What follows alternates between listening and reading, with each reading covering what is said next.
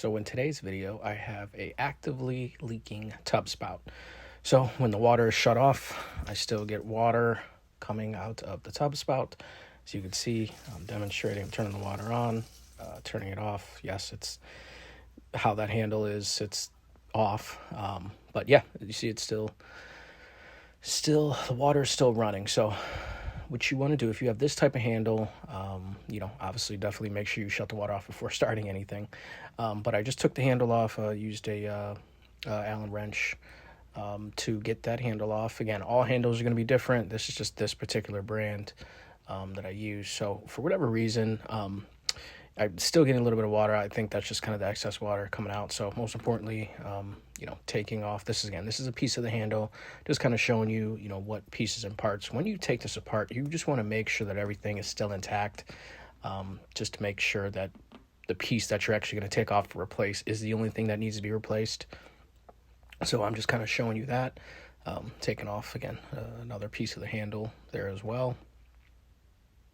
And I'm also going to show you, this is kind of still a part of the handle. So it's also good, to reverse engineer, when you go to put it back. So you just have this clip that you just want to remove that's kind of keeping the stem in place.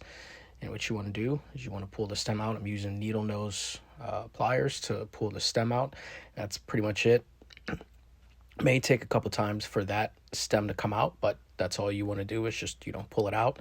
I got a new stem for this, and that pretty much was the problem. That's going to be a common problem. So I have a little bit of lubrication that I'm going to put on the stem, just putting on, the two sides there. And it's pretty simple.